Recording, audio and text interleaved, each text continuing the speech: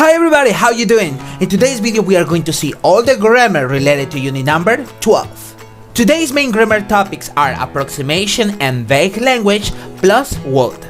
Let's initiate this with approximation and vague language. We often use approximate and vague language when we do not need to give exact information or we just simply don't know about it. There are 5 different ways to give an approximate number. We use tens, dozen or dozens, loads, hundreds, thousands, or tens of thousands plus of plus a noun to represent an approximate number of a certain noun. Now, for example, we have I'll bring a dozen of eggs. I want loads of money. Hundreds of birds flew over the sky. There were thousands of people at the protest. What were the expressions that I used to give approximate number? They were dozen, loads, hundreds, and thousands. After each one of them has come what? Of. And finally, after of is a noun. What were the nouns? Eggs, money, birds, and people. We have different ways to express an approximate number, and they can be around, about, and roughly plus a number, or a number plus or so. For example, we have around $50 or $50 to spend on a present. I ate about 10 cookies. Roughly 10 people attended to my last class. 4 or so people went on the hike.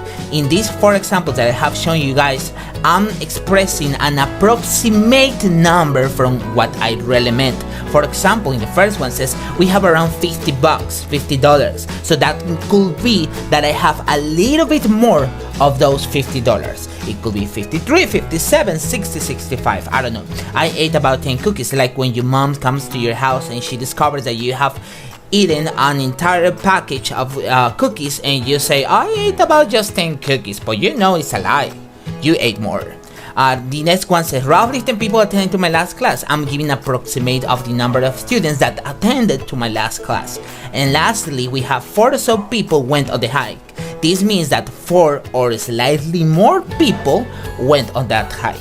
The next way that we are going to learn how to approximate a number is using expressions like over, under, and up to, plus a number. Now, as you may all see in your screens, I have written what they really mean. For example, over as an approximation language, an approximate language, means more than that number. Under, less than that number. And up to, not more than that number. Okay? For example, up to 30 million people are expected to vote in the next election. The 4th way to express an approximate numbers is using expressions like some, that means approximately, or as many as, that also means not more than. Both expressions are going to be used plus a number. And these 2 expressions, you need to remember that they are going to be used when the number is high, unexpected, or important. For instance, we have every year, some 2 million people visited Iceland. And the last way to approximate a number that we are going to learn is using a number plus odd. Odd, that means approximately. This one we use it in informal spoken context with numbers that can be divided by 10. For example, 10, 20, 50, 100, 1000, etc. For example, I've been working here for 30 odd years now. What if, for example, another one that came to my mind is if someone asks me how many students do I have per class, and I will say, I don't remember pretty well, but I believe that I have per class like 30 odd students. You see, I have given an approximate number of what I really meant. The reason why this class is named also vague language is because we can also apply approximation to the language itself. For example, in words like adjectives, and we use for these ones kind of, sort of, and more or less before an adjective to make it more approximated. You know, when we don't know which one could be the correct adjective for a specific occasion. And also you need to keep in mind that kind of and sort of are more informal. For instance, we have all the hotels on this road are more or less the same. we add the suffix ish to the end of an adjective to make it more approximated. This is the most common in spoken English. For instance, we have the leaves of this plant change to a purple-ish color in fall. Also, you need to keep in mind that we can also use the suffix ish with hours of the day. For example, I'll call you around 8-ish. It's time to learn about vague words, and we use stuff instead of an uncountable or plural noun when we don't know or don't need to say exactly what something is. For example, it will be cold, so bring hats, gloves, and stuff. And by stuff, I meant things like those who were mentioned before. The next one says, what's this stuff all over my table, all over the table? Obviously, I'm talking about a substance that has been spilled out over the table. We use and so on and that sort of thing to avoid giving a list of other similar things, especially after plural or uncountable nouns.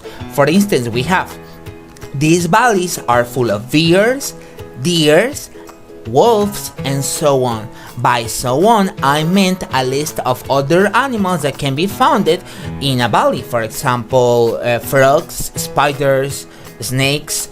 The next one says, I really enjoy swimming, surfing, hiking, and that sort of thing.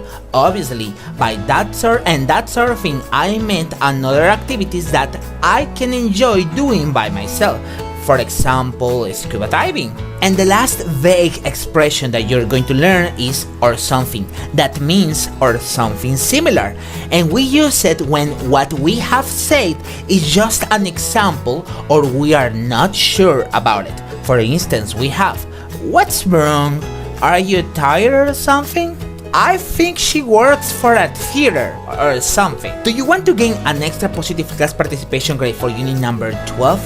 What you have to do is, like we are in unit number 12, obviously you have to write 12 sentences in the comment section down below of this video. Now, what you have to use for them obviously is going to be approximation and vague language. But it's going to be something similar of what you have done, guys, for leaking words. You cannot repeat the expressions. It has to be one different expression per each one of the examples that you're going to write in the chat. So remember that the first one who does it correctly in the comment section down below will earn that, from each one of my classes, will earn that extra positive class participation grade.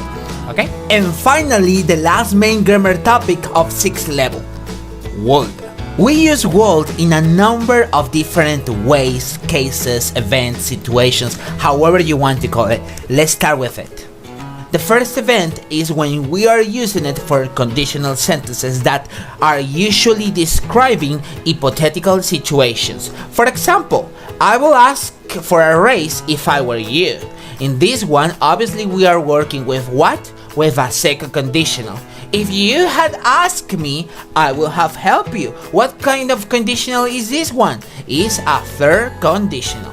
The second event is to talk about the future in the past, and I mean by that to report an intention, an expectation, or even a decision. For example, the government promised they will protect the area. As you may all notice it, we are working with the intention that the government was supposed to protect that area. The third event that we use would is to describe a habitual action in the past, something that you used to do a lot of times, but in the past. For example, when we were kids, we will always go camping in summer. The fourth event is to indicate a person or thing's refusal to do something in the past. For example, sorry, I'm late. My car wouldn't start, so I had to find a taxi. As you may all see, I'm talking about how my car didn't want to start, didn't want to run so I could get to my appointment. How my car refused to start running. The fifth event is for polite request. For example, will you call back later? I can talk now.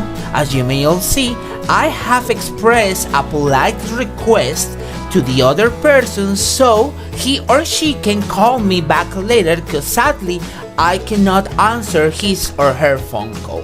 We also use would in polite responses to a request or an invitation. For example, can I get you some coffee? That will be great, thanks. And finally, we use would to express an opinion or hope less forcefully or in a more indirect way. For example, I will think that the later train will be better. Obviously, I'm expressing that I think that the later train will be a better option for us. The next one says, I will have hope that you had finished it by today. Obviously, I'm expressing that I expected that you have finished it already your work by today. Y'all might be wondering how am I going to evaluate all of you in the first hour of unit number 12. So what are we going to do is something similar like in the past units, where I either going to ask you a grammatical question about something that I have said on this video, or also I could give you an exercise with some options and you will need to tell me which one fits correctly to that exercise and why. Yep, so that will be for today's video. Congratulations for reaching your last unit of 6th level, and that's it. I hope everything was well understood and I'll see you in classes. Bye bye.